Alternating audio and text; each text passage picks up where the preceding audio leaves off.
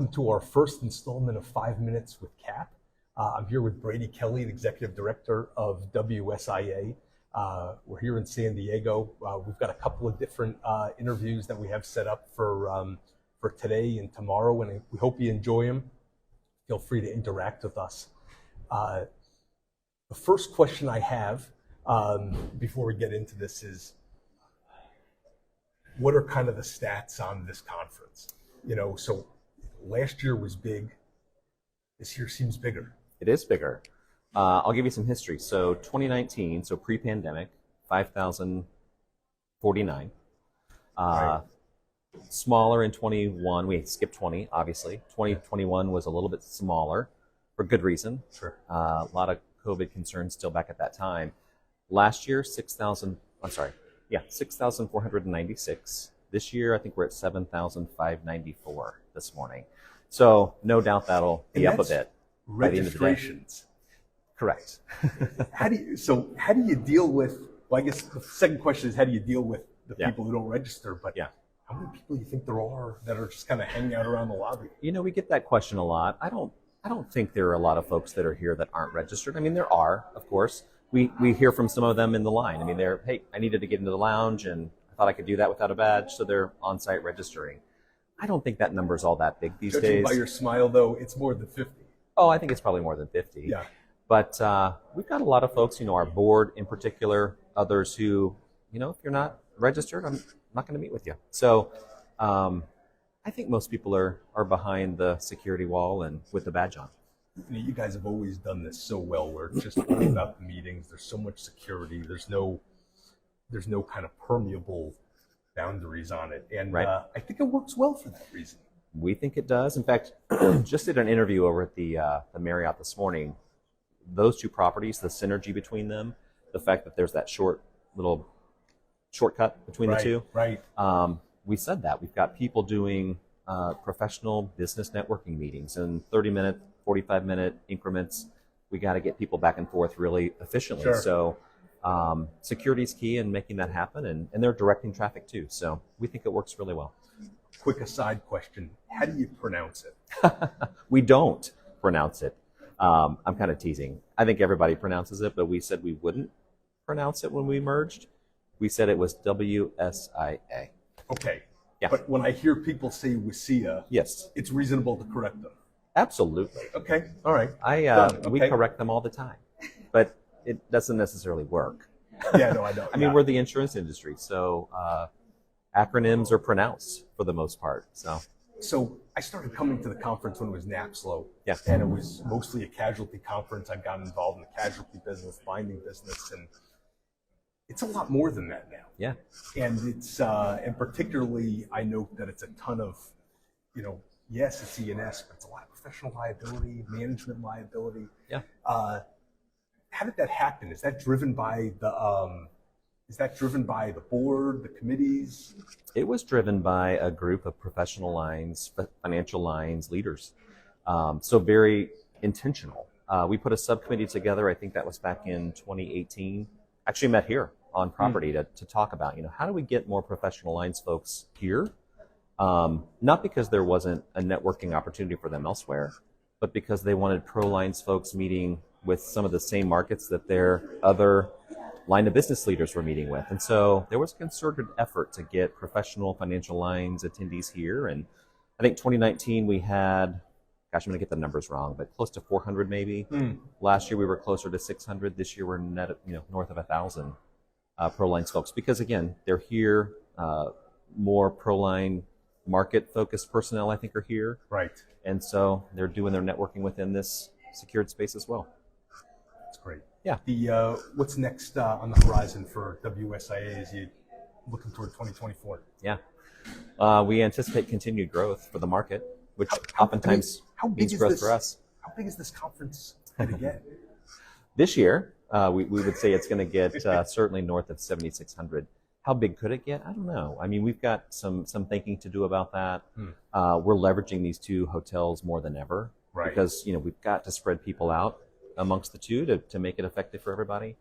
But we can host a lot more. Hesitant to say exactly how many. We've got some planning to do there, but we just signed a contract actually down the street at the Hilton, another 1,000 rooms there. Not that I would say that's always walking distance. I think that's closer to like a 7-minute walk, 8-minute walk. So we'll shuttle people, but 1,000 rooms right down the boardwalk will be key to getting people here effectively. Well, when the hotel registration came up, it was like a Taylor Swift pre-sale. We had people at their computers making sure that they were able to get in. It was in demand to be here in the area. Yeah, we had 4,500 people register in 6 hours. It's amazing. It was amazing. What wasn't so amazing is our system didn't perform that well. Yes. Got to take bringing that up. Yeah, well, I will. We got to take or share the I'm sorry for that one. But we're fixing that. We'll have a new system next year. Main reason for that is people want registered so they can get that RIN. And any glitch is a problem. So we're working on it. Well, hey, good luck on a great conference. Thank you. And really appreciate you taking the time. Thanks for the opportunity. Great, thanks. All right. Well, I'm here with Lindsay Moore, Senior Vice President of Amwins. In the Amwins conference room, I'm going to make sure that I project my voice. Hopefully you listened to us with Brady, Kelley a couple of hours ago. We're really professional this year, as you can see. We've got a ring light. We've got lighting. It's very exciting. How's the conference going? What are the goals for the conference this year? Conference is going good. We're getting in it. Monday morning. So I've had a couple of meetings already, but I think goals are, just trying to see people. I think post-pandemic world, there's not so much of that face-to-face interaction, and seeing underwriters from the East Coast that are now on the West Coast. So getting a chance to meet everyone and catch up with everyone and meet some of the new markets. Is it just really meet and greet, or do you actually have goals for doing stuff? I think at this point in time, when there's new markets that come in, we know what the underwriting appetite is. They've already reached out to us. We know who they are. It's really trying to get to know the underwriters, understand the personalities, get to know them as a person. Hear if they have any updates, but by the time, if you wait to WSIA to give an update, it's probably too late. Yeah. So you're getting them out usually ahead Especially of time. Especially if it's bad news. Yeah, right? So I did a little bit of research in preparation for this. So you were a 2019 Young Gun Broker Award winner. How does that come about? You get recommendations from clients, from underwriters, from peers, but honored to be included in that group. And, there's some more Amwins people that are getting included in the group this year too. Yeah. So hopefully you keep seeing that. Young Gun is a great name. Yeah. So, hey, you're involved a bunch with USC risk management. Everyone always talks about developing talent or bringing in talent. There's a talent deficiency in insurance, E&S. How do you, first, how did you get involved with it? And do you see that as an advantage in looking to recruit people? Yeah, absolutely. So the program started at USC about 6 years ago, really brainchild of Steve Wilder at the Walt Disney Company and John Barrett, who's at Aon in Los Angeles. And they came together, got the insurance community in LA, risk managers, retailers, wholesalers, carriers, reinsurers together to come together and really support the program and have on-the-job experience for people, guest speakers in the classes, the USC name behind it. So it really took off. There's a lot of students that are interested in it, and our kind of selling point to them is whatever you do, whatever job you have, risk management is important, and you can learn something here that can apply to whatever job you want. And once they get in the program, they realize how great of an industry insurance is. But teaching them about insurance is hard enough. Teaching them about surplus lines and wholesale and what E&S totally is, different. It's even more difficult. So it's a lot of storytelling, a lot of real life examples, a lot of telling them what the job entails, the social interaction, the entrepreneurial part of it, working on a team, collaborating. So, all these things are really attractive to students that are trying to find their career path. So you have people focus in as a minor, not a major. It's a minor. It's not a major yet. There was an endowment from Peter Arkley that turned it to an institute. Right. So now they can pay for faculty research, scholarships. So that's helping kind of propel the program. But it's not a full major, and a lot of the students like it because they can tag it on to whatever they may have already sought out to major, and then can supplement the minor with that. Is Amwins involved in a bunch of different colleges like this, or is this a particular focal point? So because we have a big LA presence, there's a lot of volunteering, mentorship that goes on in the LA community, but Amwins' big contribution is really to the WSIA Diversity Fund, and that fund gets spread out to different universities around the country that they can tap into. Cool. What are your, as you look toward 2024, what are you looking to get out of, what are your personal goals, and what are your goals for the book of business? What are you seeing in the casualty business? I mean, I think the goal is just keep growing. I came from Worldwide Facilities. We're part of Amwins now. The transition has been awesome, and Amwins is poised, all of us, to really be in a position to succeed. So keep growing, keep hiring people, keep bringing people into the industry, keep growing the footprint in LA and Southern California. Back on, in terms of getting people into the insurance business and a minor of risk management, what do you think insurance companies or insurance brokers are getting wrong in terms of incenting people to come to the industry? You're competing against, especially in the Los Angeles area like USC, you're competing against a bunch of companies that want to bring them into the entertainment industry or the sports industry, or a big four accounting firm or private equity or consulting. And, they don't realize what the job of insurance has and what the work-life balance is and all those things until someone really comes in and explains it. And, the companies with big brand names that students know, you kind of have to pull them away from that mentality, because it might sound cool or it might sound exciting, and really show them what's available and what's a great career path. Awesome. Well, hey, enjoy the rest of the conference. Thanks for taking the time. Thanks, Adam. We'll see you in a couple minutes. Back here with the environmental practice lead at Burns & Wilcox, Gina Jones. Gina, if you recall, was with us last year. I think maybe at the same table at this palatial Burns & Wilcox room. Right. Thanks for joining us. Thanks for having me. It's always nice to be here. Nice to see you, Adam. Awesome. What's new in the environmental business? What are you coming to WSIA with? What type of objectives do you have? Right. The objectives I have is obviously just continuing our relationships, right? Because that's how you get business done. It's not necessarily price or anything like that. It's mainly our relationship. Sure. And as long as you and I are meeting and keeping together and talking and have a comfort level with each other, we'll do more business together. Are there big things to do at the conference, or is it mainly just meet and greet? For me, it's mainly meet and greet. Because you know everyone who you need to know for the environmental business. Right. There's a couple of new entrances into the environmental world. Obviously we'll talk to them and see if they're doing anything new and special or spectacular that might. Probably not. Correct. Speaking from somebody who does environmental insurance. What's new with the, what are some of the interesting products and services that you're seeing in environmental, or is it mostly just kind of repackaging the same stuff? Repackaging the same stuff. It really is. We're obviously seeing a lot of claim uptick due to mold. Obviously due to some things that are going on with the climate, things that are happening with hurricanes and wildfires and things of that nature. So we're definitely... You're seeing, sorry to cut you off, yeah. Are you seeing systemic issues as it relates to that, or is it kind of a one-off claim because of this fire, or you're seeing like 50 claims because of a particular fire?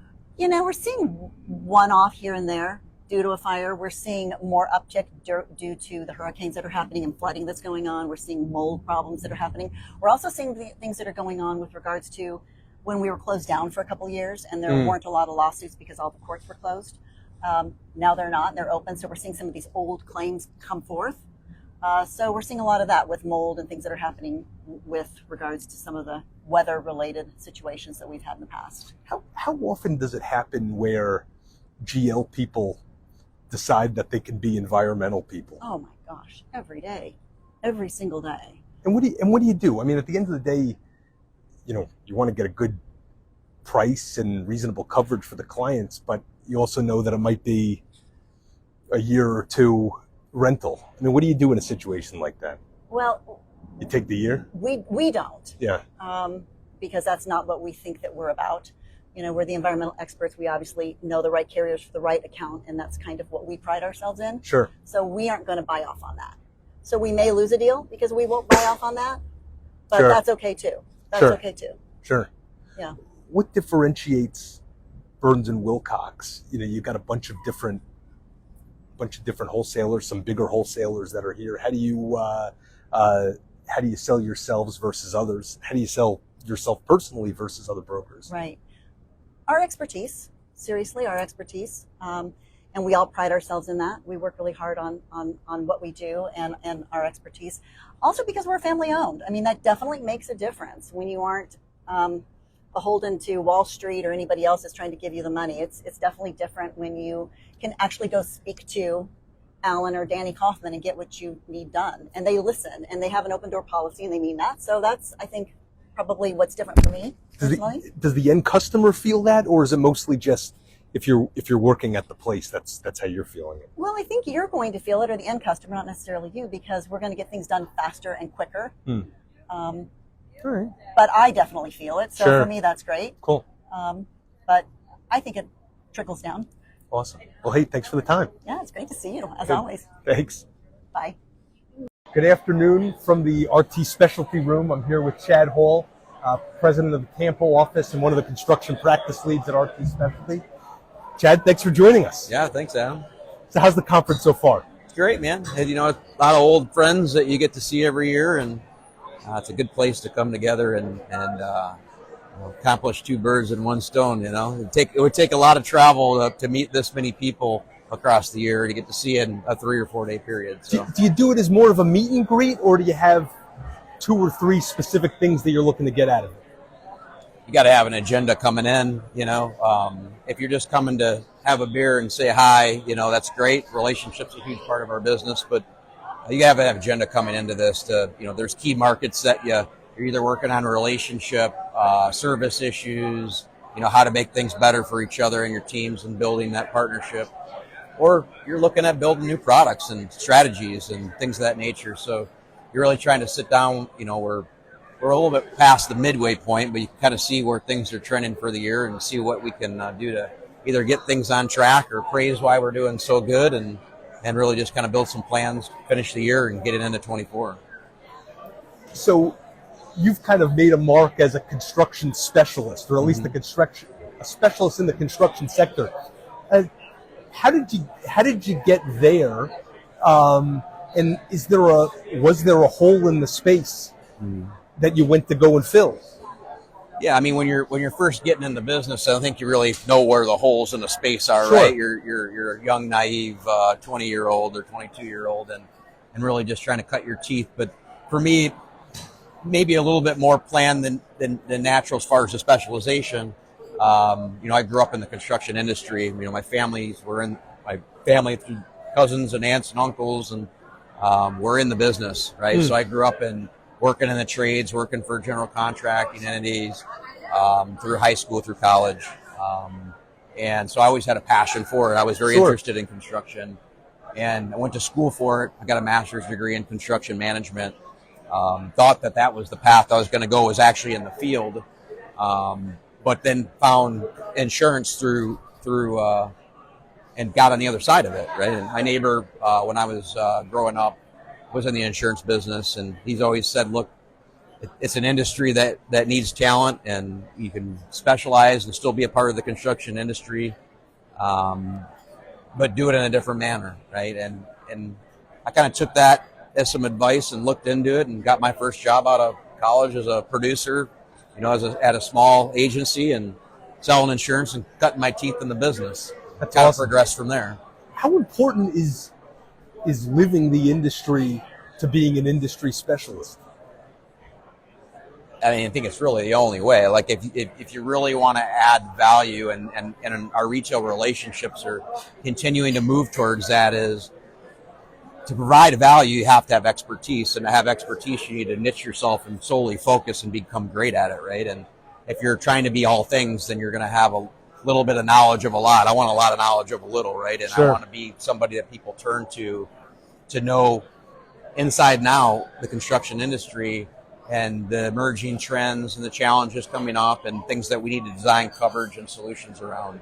And if you're not engrossed in it, then it's very difficult for you to see that angles and see the areas that you need to go to skate to because the puck's coming there, right? And so I've always prided myself on trying to stay ahead of the curve and being creative and really looking at where the emerging trends are headed and building the product for that and really becoming the resource to our retail brokers. I mean, so to that point, how much of the role is being a resource for the retailer or being a market for hard to place risks? Because sometimes it could be a little different.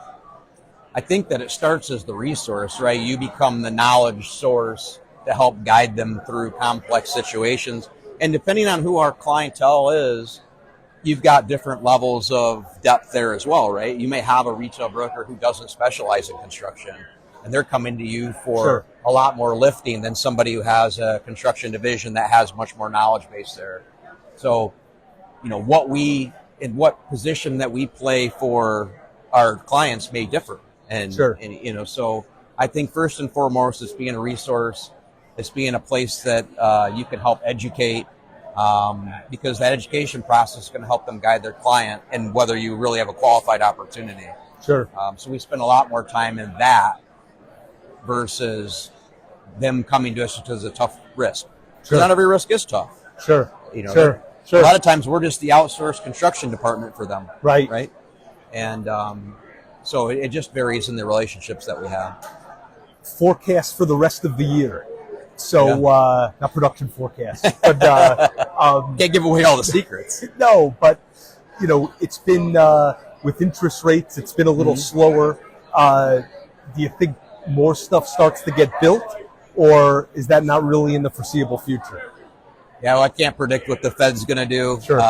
But anything you read, and I was even today I was reading some more articles this morning before the conference started, and look, a lot of the big real estate investors think that we're in the first inning of what's going to be a decline in the commercial real estate space, and that we're going to see a big lag and fall off in the pricing there before our big buyers start looking at things attractive enough to buy and changing some things there.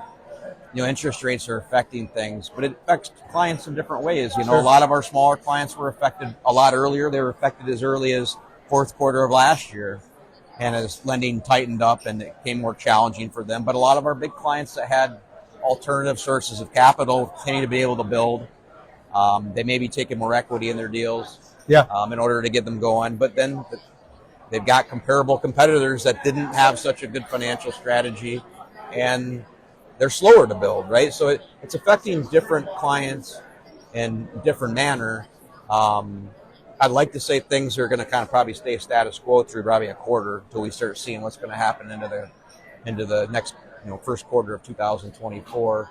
Optimistically, I'd like to say these projects aren't being scrapped; they're being pushed. Right.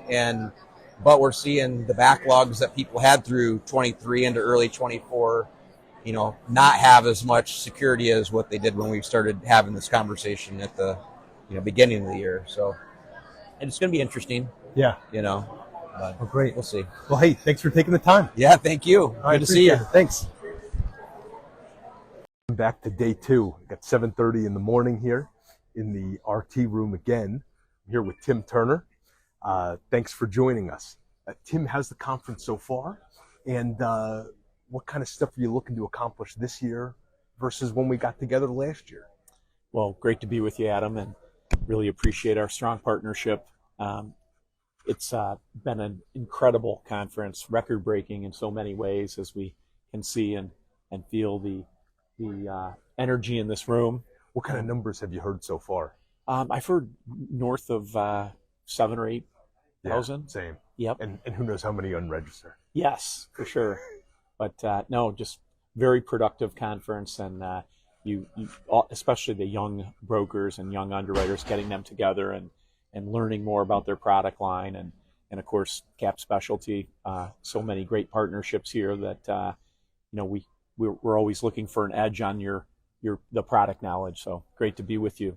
Sure. One of the things that has kind of been going around the conference, and obviously it's really been in the media for the last couple of weeks and months, is kind of this Vestu unraveling. And as a whole, well, as an having oversight of wholesale brokers and different MGAs. Whoops. We can, no, that's okay. We can break for the. How do you see, I guess first Investu in particular, what's been your take on it? And then what are the downstream implications? Well, it's certainly been a factor in the heightened awareness of the security of third-party intermediaries. Sure. And James Allen incident, the Vestu incident, it just creates a much more much more scrutiny around checking and validating the security of third-party intermediaries. And so our industry, thousands of intermediaries in our business. Sure. We all have to do a better job of validating their security. So I think our whole industry is aware of these situations and can do a better job and elevate the security checks on third-party intermediaries. Are you seeing changes at the changes from the brokers in how they're evaluating the capacity, and is it something that you're mandating yet? Well, we've always had a very tight security division. Sure. And a team that checks, double checks, and validates the security of intermediaries. Sure. And carriers, of course, and AM Best being a great resource for that. But it goes beyond that. We put lots of expectations on our brokers to double check our partnerships with intermediaries in particular. But security has always been a responsibility for us as an industry, and we've, knock on wood, we've had very few insolvencies in the non-admitted E&S market, and I think those two situations have again elevated everyone's awareness of the responsibility. Sure. Surplus lines continues to grow. Our CapSpecialty has been totally in the middle of that. How much of this is about risk being hard to place versus retailers and customers needing defined expertise? It's a great question. I've always looked at that as it's a combination of needs that have to be met and services that are provided to the retail community. There's certain retailers that just need access to the 100+ wholesale-only distribution companies, and then many others need a combination of the access to the capital, those solutions, and the expertise, the technical expertise in these high-hazard, lines. Sure. Where does this conference go? And is this, how big, as you think of, this conference is similar to the E&S business and it's just had exponential growth. How big is this conference going to get? Well, it's wonderful to see the AAMGA and the former NAPSLO come together. Just a genius move. Brady Kelley gets a lot of responsibility, or a lot of credit, I should say, for that. But today, as delegated underwriting authority and wholesaling and binding authorities come together, it really gives the industry a much stronger position in the property and casualty market today, at a time when the percentage of non-admitted P&C is at an all-time high. Right. You still love doing this. You still love the conference and love doing the meetings. Well, it's always a pleasure. This industry has been great for all of us, and the commercial market, the buyers, the retail brokers, they need our services, and they count on our ability to execute on these tougher, high-hazard risks. Sure. Awesome. Well, hey, thanks for taking the time. My pleasure, Adam. Always Appreciate great to be with you. Yes, definitely. Thanks. Here in the CRC room with Neil Kessler and this beautiful bouquet of flowers that he put out here.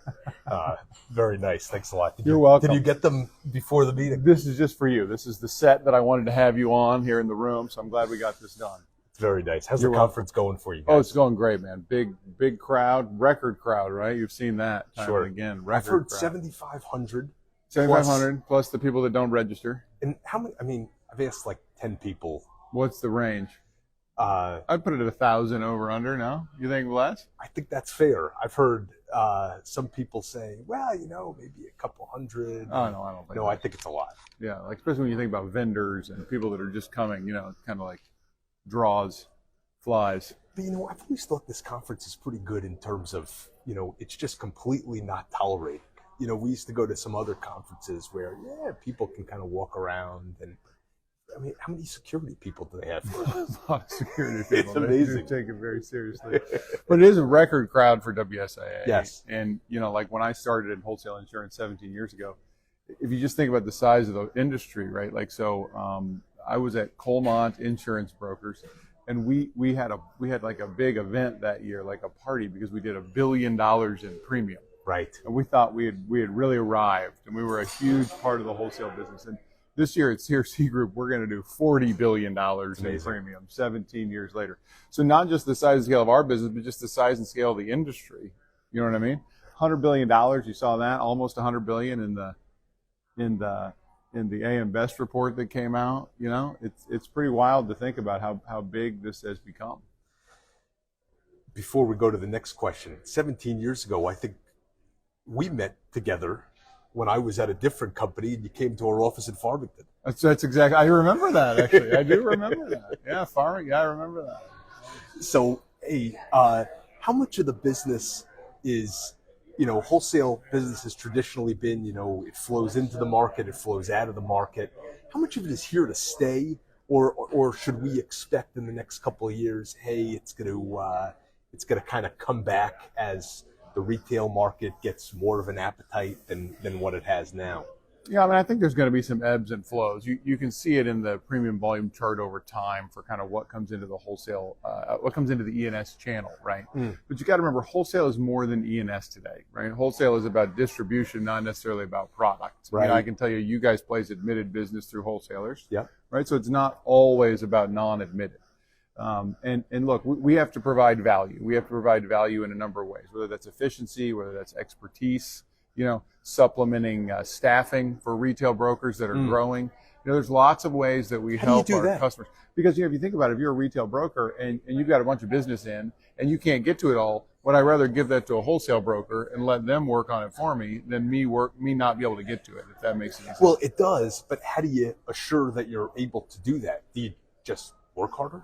Yeah, we just have to have the staff and the resources to get it done. But I'm saying in terms of the value that we provide and what's going to stay in the channel, it's not always about, is it the most difficult risk, right? Sure. What comes in and out of wholesale today, yes, there's a huge part of it that's about difficult risk, right? But there's also parts about market access. There's also parts about efficiency plays for small business, things like that have kind of evolved over time, right? It used to just be the place you go for tough stuff. Now it's a place you go for, a lot of different reasons, including probably the largest part is the difficult market. So I think there's going to be some ebbs and flows. And the way we've been kind of thinking about it is these micro markets. When you think about like where the liability market is today, certain things have gotten more difficult and less difficult, harder and softer in like micro pockets. Multiple times. What's micro for you guys? Like real estate versus construction versus auto, heavy fleet. So as the retail markets get better data and analytics, they're going to be able to make quicker decisions about what they're in and out of, right? And it's not this broad brush approach that all lines move in unison, right? We've had a lot of that going on lately. Do you think the E&S market and the E&S markets are able to keep up with the quality of the business as well as the retail markets? That's a great question. By quality of business, what do you mean? Well, if the retail markets are getting faster based on their analytics of kicking business out, are the E&S markets as fast? To be the receiver of that? Well, not just to be the receiver, but in terms of making sure that there's adequate pricing. That's right. On the risk. Yeah. And it's not that it's a whole new class, right? It's just that the margins kind of come in and out. I think that's the important part to remember is that, there are things that typically hang in the wholesale market, right? And things that typically don't. Sure. But it's really those margin areas that kind of go back and forth. But yeah, I think that our partners, our markets, like you guys have to get better at that, right? You guys have to get better at seeing those opportunities, capitalizing on those, and being ready for them. One standard market can make one decision in a major way, and that can push a lot of business one way or the other, right?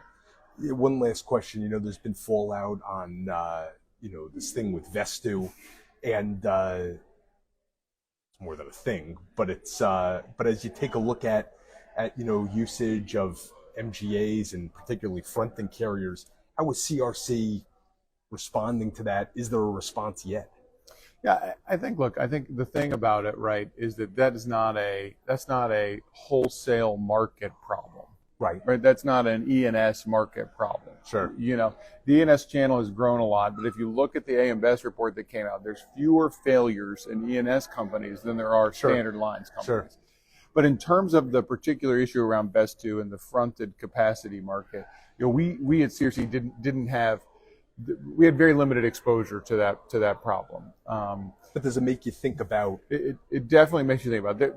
It definitely, every time something like that happens, I definitely think you want to step back and say, how can we do better in terms of our risk controls, in terms of our compliance checks, and we've been doing exactly that, right? Right. I do think in that fronted space, if there will be a flight to quality, we have a large fronted capacity business with our Starwind programs business, and we've been very methodical about the fronting relationships that we've entered into, and we've been very focused on quality of those relationships. But I think that's true of the whole industry. And I think the final thing I'd say about that, or anything else that's happened in the last year or two, is just the way that the industry has responded, the way that wholesale brokers have responded, from my perspective, has been great, right? We're a more mature industry. If things like that would have happened years ago, I'm not sure the same response would have been out there. Look how quickly people responded, how fast they were able to get that capacity replaced. We've been able to work through that very quickly from a maturity perspective. What's next for CRC? Well, we're going to continue to focus on delivering the kind of broadest platform out there. We did our employee benefits deal last year, so now we're one of the largest employee benefits wholesalers. We're spending a ton of money on data and analytics, as we always have, to try to stay ahead of the pack there. Insights around making our folks smarter and better. Really focused on technology in terms of how do we drive efficiency for our retail partners and for our internal placement people. So for us, it's kind of more of the same. We've been doing a lot of recruiting. I think we talked about that last year. Yes. A lot of growth. So we're just trying to keep pace and continue to set the pace for the industry. Awesome. Hey, thanks for the time. Oh, my pleasure, man. Thank you. Appreciate it. Yeah. Good morning. I'm here with Vanessa Sims, the head of Diversity, Equity, and Inclusion at WSIA. Thanks for joining us. First thing I would note before we get into the discussion is we're in the WSIA hospitality room here, and it's quite a large bouquet of flowers, much larger than the CRC room we were just in. How's the conference going with you so far? Oh, it's going outstanding. The rooms are buzzing. Everybody's making their connections. It's going great. So, in your role, what kind of stuff did you look to accomplish this past year, and what are some of the successes that you've had? Yeah, okay. So one of the things that we had on the plate for this year was to introduce mentorship to our members. And not necessarily introduce it, because a lot of people already have mentors, but there was an interest in having resources available to our members on how to have an effective mentor relationship. Now, I think everybody really wanted us to be able to orchestrate mentoring between different individuals, but that's not something that at different companies they wanted it. Yes. Having us set that up for them. It's hard. Not necessarily a good first step. So the first step we chose was to provide videos, discussion guides, training for the willing. That's the phrase of mine this year, is to focus on the willing.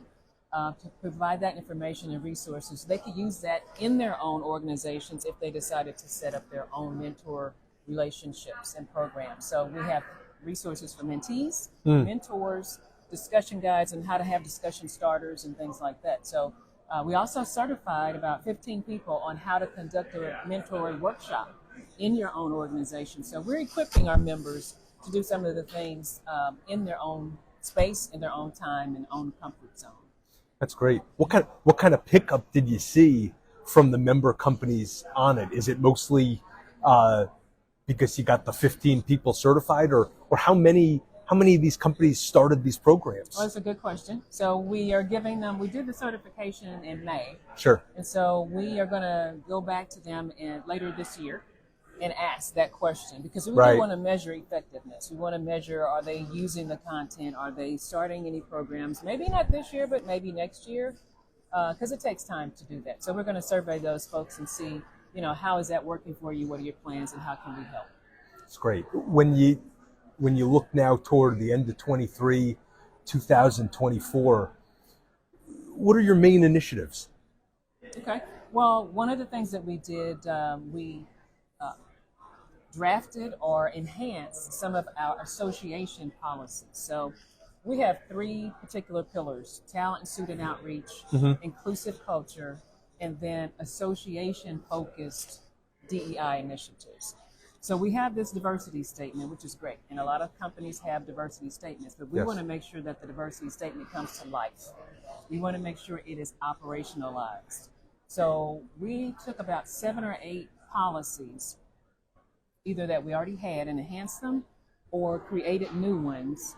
Things like supplier diversity, things like, for example, meetings. We want to make sure that our meeting spaces are inclusive. Sure. Recently, we had, even at this particular meeting, someone came up and said, a mom said, I need a space Sure. for lactation purposes. Do Right. you have that? So we have that available to our members. And so things like that, making sure that when we have PowerPoints that the captions are on, so for visually impaired Sure. folks. And as far as supplier diversity is concerned, as an association, when we host these events, meetings, in any kind of space, we want to make sure that we are pulling in suppliers who are diverse, however you define that. Race, ethnicity, gender, veteran-owned, woman-owned Sure. businesses that get a lift from us being in their community. So those are just a few things that we initiated this year that we're going to continue to grow and build on in 24. When you go and propose these things and implement them, do you ever get any friction? Oh, friction. I think we get a lot of rich discussion. Okay.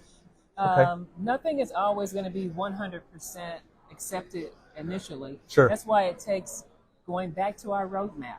And that's something that we created late 22, early 23 that the board approved, to make sure that we stay focused on what our goal is. Right. And so those things were approved in our roadmap, and we're executing.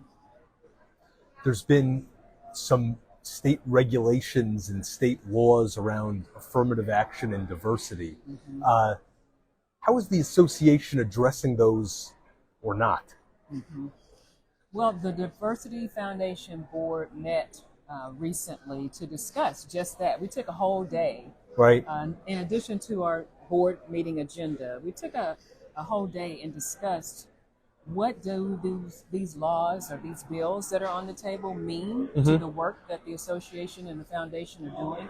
What does the Supreme Court's decision on affirmative action on race-based decisions as far as college admissions is concerned, what does that mean to us? Right. And, part of the discussion is, well, that's college. It really doesn't have any effect on us. But we know that potentially there is it rolls down. It's like a domino effect, could be, to impact employers. But employers are not supposed to, consider race and gender and that kind of thing anyway in their employment decisions. Of course. But we do know that we want to make sure that what we're doing, we're going to keep going forward. The Diversity Foundation Board said we're going to stick to our mission of trying to increase diversity within the industry, in the association, and we're just going to make sure that we seek proper counsel to make sure there's nothing there that we're doing that could be questioned by anyone for any reason. So your last question, your meeting, you do a bunch of these different meetings within the association. What else do you spend time with at this conference? Well, having conversations with our members. Sure. So, we have some meetings set up this afternoon to do some consulting from a diversity standpoint, foundation board meetings, those kind of things, and making sure that our members are getting everything that they need so they can be successful. That's our mission of these meetings. Great. Well, hey, thanks for the time. I really appreciate it. Absolutely. Thank you for talking with me. Of course. See ya. Thanks. Back We've got Pat Richmond and John Reiner here with us. You're going to see that we only have 2 microphones. Pat insisted on inviting John. They're going to have to pass the microphone back and forth. We'll do our best. Guys, good to see you. Good to see you. So what's new? You come to WSIA, you've been coming to it for a couple of years. How much of this is now professional liability? How many are you able to see a lot of professional liability carriers here now? Yeah, I mean, the presence is definitely developing. We see more and more of our carrier partners showing up, which is great. It's awesome to spend time with our key wholesale markets like CapSpecialty, but it's still dominated by property and casualty. We were joking, we were walking through the lobby, and it was probably 5 to 10% professional lines, and the high majority is still P&C. Do you find that a lot of your PL brokers and counterparts, they all want to come? Or is it still just kind of you guys? Oh, pass that over. Yeah, no, I think, we've got a few folks from our team here as well. And yeah. I know a lot of the other pro exec brokers across the country, our Socius counterparts that recently joined the team, they've got a big presence here as well. So I think, I think it's grown from one year to the next, and I bet next year it'll be even more heavily attended. I think there's definitely an awareness that you can accomplish a lot here if you come to this. We've had a ton of meetings with our key trading partners, and we've already walked away with new ideas around new product, how we can improve service standards for our customers and our team. So I think there's a lot that can get done in the short couple days here, and people are aware of it. As you look back at the year, obviously there was a lot of excitement about D&O a couple of years ago, cyber 2 years ago. What is it now? PL business has been a little stable. The properties you've really seen where the rate increases are. But what are you focused on now? What has it been for the past year? What are you looking at for next year? I know that was like 5 questions. Yeah. Yeah. All good questions. I think we were certainly front and center in 2020, 2021. Sure. Public company D&O market, cyber market started to heat up. Rate is getting sucked out of that market pretty aggressively. There's tremendous competition. I think that's no secret. A lot of other lines that we trade are still growing, are super stable. The submission flow coming into our channel is still, at record levels and doing phenomenally well. You find it's still going up? Yeah, in certain pockets for sure. I mean, public company D&O and cyber, being the exceptions, but we trade so many different lines within the professional lines arena. So, we're still seeing rate stabilization and even increase in rate in some areas. Healthcare continues to grow, architects and engineers, lawyers, professional liability. The reps market's been a little quiet, obviously, this year, but we continue to see submission flow there. Tax, IP, so many different areas where we focused resource into. So, the professional lines market, even though it's not quite in the spotlight as much as property might be right now, it's still very vibrant. The wholesale community is doing a tremendous job in bringing, new product to the table as well. Do you have one thing you want to add? No, I was just going to say that, listen, the challenges that we face today are going to be different than the challenges we face tomorrow. And I think we're trying to look ahead to build the solutions today for tomorrow's challenges. And I think, WSIA and the conference here allows us, to John's point, have a lot of conversations around future products and where are things headed. When you look at the business that's coming to you guys now versus 5 years ago, how does it compare in terms of, you've always seen the hard to place business that's traditionally been what came to wholesalers, but then there's also people coming to you for the product expertise. Has it changed? Has it gotten more or less in any of those particular areas? Yeah, I mean, that's a great question. I think we have 2 dramatically different profiles of retail client we trade with, and a lot of retailers fall in between the 2. We have some retail brokers that utilize us for market access on tough to place business, like a traditional property or casualty wholesaler might be utilized. Right. And then we have a tremendous retail supporters that utilize us for our expertise. And really, the architecture of our unit was built around technical expertise. We have deep teams of really sophisticated brokers, more often than not come from the underwriting side, really know the, intimate technicalities of the product. So I don't think necessarily we're used more or less in any one arena, other than when there's volatility in certain products take up as hard, where brokers that utilize us typically for market access might pour more business into the wholesale channel. But we've been fortunate enough to have a stable base of both and lots of retailers that fall in between the two. Awesome. I've got a random question for you. Yeah. How is return to work going? It's going well. I mean, Yeah. I think our, speaking for our team and for RT as a whole, I think everyone's excited to get back in the office. We've got a culture that likes being around each other, very collaborative, and it's fun being around your teammates, learning from each other. I think Tim had a great message that he sent out to the whole organization a while back, and that it's, even if you're, a 10, 20-year veteran, not only do you still have a lot to learn, but you also, more importantly, have a lot to teach. Sure. And so I think, that's just as important as us learning from each other every day. Awesome.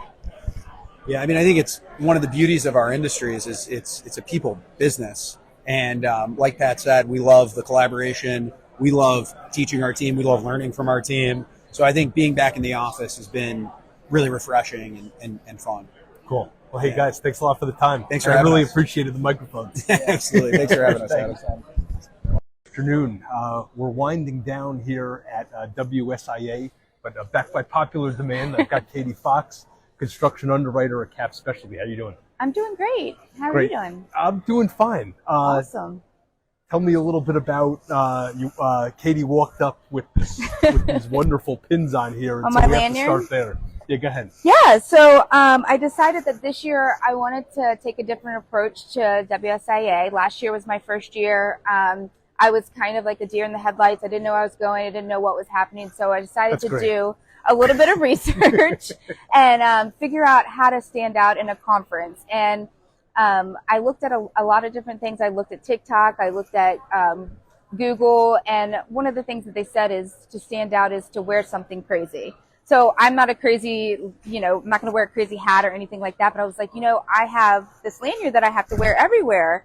And everybody's looks the same. So I was like, well, to start a conversation, I was going to just put some stickers and some different things that pertains to things that I like to do. Yeah. Put a little flair on my lanyard. And it has been a very big talk. So people remember, people are asking questions. They think it's cool. They've been asking for stickers. So, Are you bringing a roll of stickers with I you? should. I think next year it's going to be a trend. I think next year I'm going to bring some cool stickers. Like bring beads. Yeah. I'm gonna be like, this is your type of sticker. And, so this has been a hit. Then I kind of got a little bit stuck on, nothing else really pertained to this conference. I was like, okay, what is something else that has to do with this conference? And everybody says speed dating, right? So I looked up how to stand out in speed dating. And so one of the things that they said is to ask a topic that is open into question and something that you can learn about somebody else. So what I've been asking everybody is, what is the first concert that you ever went to? Can you remember? Yeah, second grade. I went to a Michael Jackson concert. Okay, so you're the second Michael Jackson, Yep. and I will say that I haven't had any doubles except for now you with the Michael Jackson, and the other person who said that, I said that's the winner was Michael Jackson. So Band tour. yeah, that's awesome. So it really started conversations. I did it last night at dinner. I've done it at almost every single one of my meetings, and a lot of people, you have to think about it, and they're like, oh. And then it starts this conversation of like, oh my gosh, I saw them too. And it's been a really big hit. And I really think that it's like something that has made me stand out. So What was your first concert? my first concert was John Prine. Nobody knows who that is. So everybody told me I needed to do a new one. So I would say my second concert was Hanson. And everybody's like, oh, okay, yeah, I know who Hanson is. You've got So- Lindsay vigorously Yep, nodding in the see? background. Yeah, yep. Amazing. Yeah, so I think it's been great. That's awesome. Do you find that you know most of the people that you've set up stuff with, or is it a lot of, hey, I met you on the phone, and but now it's kind of more of a cementing of the relationship? Or there's actually specific goals that you're having with the meetings? Yeah, so I think what I'm finding is I know all of my brokers. We go throughout the year, and we talk to them and we see them.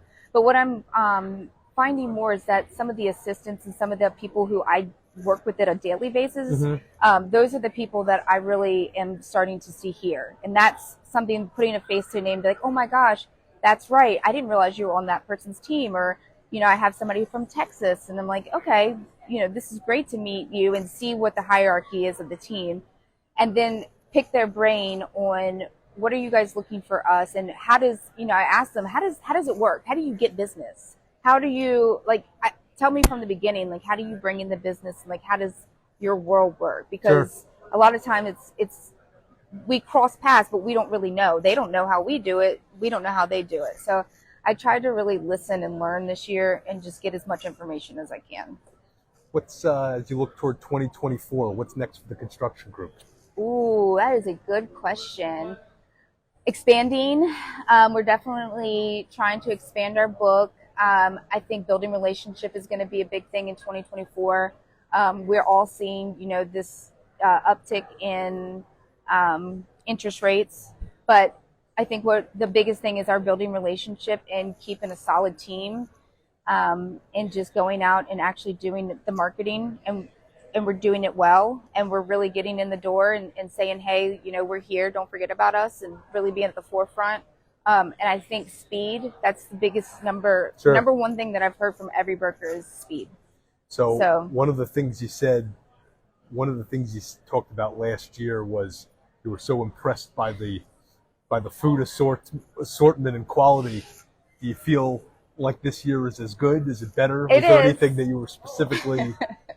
Yes. So funny that you say that. I had forgotten until you mentioned it 10 minutes ago. Well, okay. So I was really impressed last year at the at WSIA's catering, and I had mahi last year. So this year I only have one time where I got to do the catering lunch, and I got there at 11 and it didn't open until 12. Oh. And I was like, what am I going to do? But I did wait it out. I had a meeting, I came back, and I had swordfish. Very nice. I will say it definitely lived up to the standards. Awesome. Hey, thanks a lot. I appreciate it. Yeah, of course. Thank you for having me. Cool. All right. Good afternoon from a almost empty broker's lounge here at the Marriott. I've got James Thaler from the Insurer. Thanks for joining us. It's great to be here. So I've been excited about this one.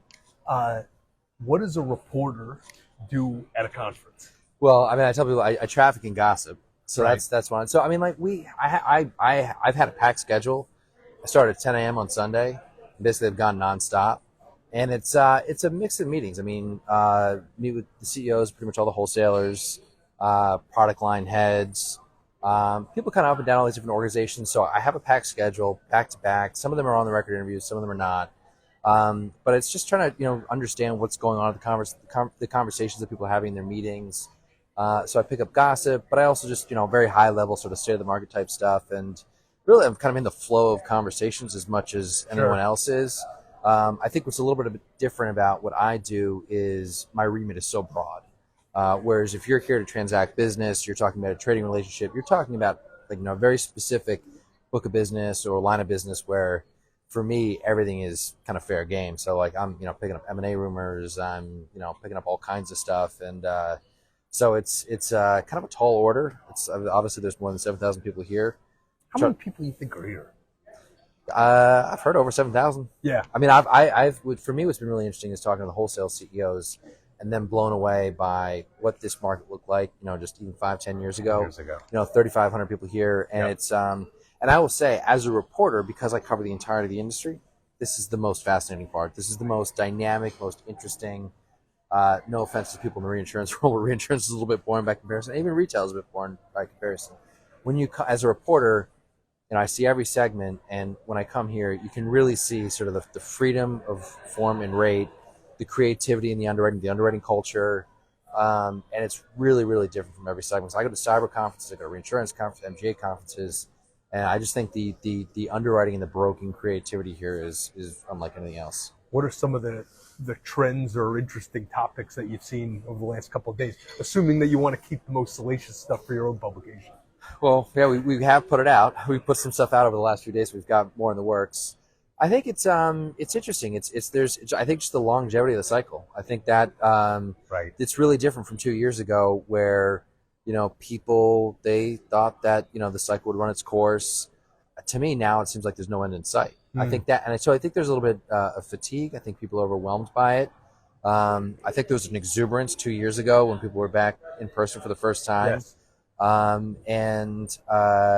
think when there's obviously been a lot of cat activity the last couple of years, but I think a lot of people in the market in the different lines of business, they know what they're dealing with. They know what the market dynamics are. They know that the E&S market is flourishing, and my sense is people right now are just trying to keep up with it. So, one of the interesting things about covering the insurance area is that it's kind of a small world. So there's not so many people out there. So, when you go and break news on something, how do you weigh the breaking the news versus the relationships? Not annoying people. Well, I would say for the most part, and obviously because I come from the industry, I didn't know what to expect in doing this. What I've been blown away is that the companies, the leadership of these companies have an enormous amount of respect for what we do. And so there's an appreciation for what we do. There's some people who don't appreciate what we do. But I think they know that if we're breaking news that's sensitive to them, they might not like that, but then they feel appreciative when we're breaking news that's sensitive to somebody else. It's valuable to them. I don't know, Sure. Like this past week, I broke news around the MGM cyber tower. Yes. That's sensitive information, but that's also information a lot of people want. I've heard through the grapevine that Aon is livid that's out there, and I think it's also sensitive too because I think that ransom is still under negotiation. So it's one of those things where I think the insurance industry is a bit conservative. I think people, there's a certain opacity to the market, and what I like about the insurers specifically is I think we're getting better over time.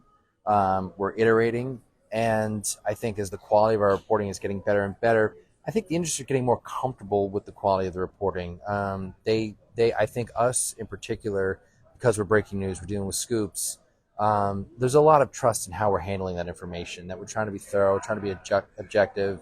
We're certainly not trying to poke people in the eye with a stick. And so for me, I was at another place in journalism before I came here, and when I made the switch, the reception from the market was totally different because they know we're trying to get it right. We're acting in good faith, and hopefully keeping everybody informed. What's the hardest thing about the job? When I first started doing this, what I would have told you was getting yelled at by CEOs. But it's. Did you ever get yelled at and think, "Oh God, maybe I yes, that"? Yeah. Well, it's because, it's we're dealing with sensitive information, so it's the heat of the moment. But you learn to build a strong relationship over time. Sure. So early on, just you freak out when you have senior people in the industry yelling at you. Sure. That was hard, but then there's a learning curve. There's growth. It's kind of a cliche, but if you're pissing off people, you must be doing something right. But it's, there's something to that. I would say the hardest part is being deep in the whole industry. That's really hard because I talk to underwriters and they can be so deep in their line of business, very technical. To do that with, insurtechs, VCs, MGAs, the retail segment, reinsurance, different parts of the E&S market. It's very hard to keep up with everything. To be focused on sort of a line of business in particular. Cyber, for instance, is really technical, so we're keeping up with that. Sure. But then, we also break news around M&A. And so, for M&A, a lot of that's very closely held information. There's bankers, there's lawyers, and things like that. And so I think just being current on the entirety of the market, that's probably the hardest thing. Awesome. Well, hey, thanks for taking a couple minutes. Thanks for having me. I appreciate it. Yeah, Appreciate thank it. you. Thanks.